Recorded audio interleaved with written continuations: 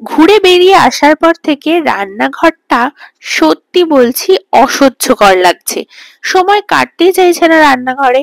তাই জন্যই যতটা শর্টে শটাং রান্না হয় সেটারই চেষ্টা করছি। তাই আজকে বানাবো বাটার গার্লিক এগ, যেটা কিনা খুবই সহজ আর খুব অল্প উপকরণ দিয়ে তৈরি হয়ে যায় এই বাটার গার্লিক এগ। তার জন্যই লাগবে চিলি ফ্লেক্স, লাগবে বাটার, আর লাগবে কর্নফ্লাওয়ার, আর একটা কুচনো রসুন, আর বেশ কিছুটা ডিম। আমি এখানে 8টা ডিম নিয়ে নিয়েছি। এরপর কড়াই গ্যাসের মধ্যে বসিয়ে প্রথমে সাদা তেল, তারপর তার সাথে 1 চামচ বাটার দিয়ে এরপরে একে একে ডিমগুলো একটা গ্লাসের মধ্যে ফাটিয়ে নেব। ফাটিয়ে তারপরে ঘুটে নেব। যাই হোক, আমি একে একে সমস্ত ডিমগুলো কিন্তু এবার ফাটানোর পর্ব শুরু করে দিয়েছি। এই ডিম ফাটিয়ে বেশ মজা লাগে কিন্তু। আমার তো বেশ মজা লাগে, কারণ তার কিছুক্ষণ পরেই যে ডিম ভাজা হবে, আর ডিম ভাজা খেতে আমি পুরো মাস্টার, এত প্রিয়। এরপরে সমস্তটাই ভালো করে ঘুটিয়ে নিয়ে ওই যে তেল আর বাটারের যে মিশ্রণটা ছিল কড়াইতে ওর মধ্যে দিয়ে দিয়েছি। আর সাথে পরিমাণ মতো নুন দিতে কিন্তু ভুলো না। আর একটা জিনিস ভুলো না, একটু চপড করা গার্লিক। উফ, তাহলে স্বাদটা তো আরো বেড়ে যাবে। এই স্বাদের কিন্তু ভাগ হবে না, এই বলে দিলাম। সব থেকে ইজিয়েস্ট প্রসেসে যদি গার্লিক এগ খেতে চাও বা বাটার গার্লিক এগ খেতে চাও, তাহলে কিন্তু এই প্রসেসটা ট্রাই করো। আর জানিও তোমাদেরটাও কেমন হয়েছে। আমারটা কেমন হয়েছে সেটা তো ভিডিও শেষে বলেই দেব। যাই হোক, এবার সমস্তটা দেওয়ার পরে স্ক্র্যাম্বল এগ রেডি করে ফেলো। যাই হোক, বেশিক্ষণ সময় নেব না। আর অতি অবশ্যই মাথায় রেখো, গ্যাসের ফ্লেমটা কিন্তু মিডিয়াম টু লোতে হবে। হাই করে কিন্তু এই স্ক্র্যাম্বল এগ বানিও না, তাহলে কিন্তু একটু স্মোকি ফ্লেভার ধরে গেলেই সব যাবে ডুবে, মানে সব শেষ হয়ে যাবে।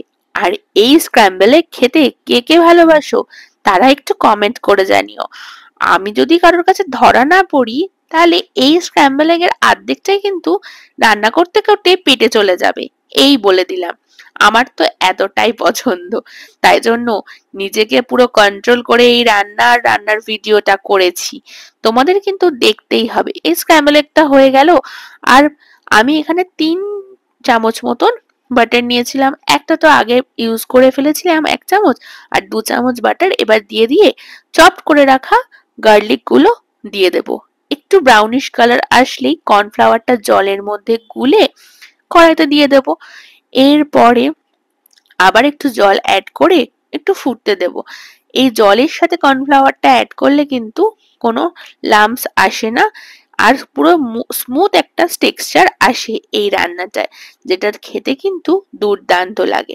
একটু ফুটে উঠলেই ওই স্ক্র্যাম্বল এগ গুলো এর মধ্যে দিয়ে দেব। আর রান্না কিন্তু হয়েই এসছে প্রায়। দেখো, বেশি সময় কিন্তু লাগায়নি। তোমরা তাহলে যেদিনকে শর্টকাটে রান্না করবো ভাবছো, এটা ট্রাই করতেই পারো। এরপর ওপর থেকে পরিমাণ মতো গোলমরিচ, পরিমাণ মতো নুন, অল্প একটু চিনি, আর নামানোর আগে কি দেব, চিলি ফ্লেক্স। নাড়াচাড়া করে নিলেই রেডি কিন্তু আমাদের আজকের বাটার গার্লিক এগ। আর যদি বাড়িতে ধনেপাতা থাকে ফ্রিজে, বা স্প্রিং অনিয়ন থাকলেও অ্যাড করতে পারো, তাহলে কিন্তু মন্দ হয় না। সেদিন আমার কাছে ছিল না, তাই আমি আর অ্যাড করিনি। তোমাদের কাছে থাকলে অ্যাড করে দিও। আর কেমন হলো তোমাদেরটা একটু জানিও, আমি কিন্তু অপেক্ষায় থাকবো। আমরা সেদিনকে নান রুটি দিয়ে খেয়েছিলাম, দুর্দান্ত লেগেছিল এই বাটার গার্লিক এগটা। তাহলে নেক্সট সানডে নিশ্চয়ই ট্রাই করছো আর জানাচ্ছ থ্যাংক ইউ।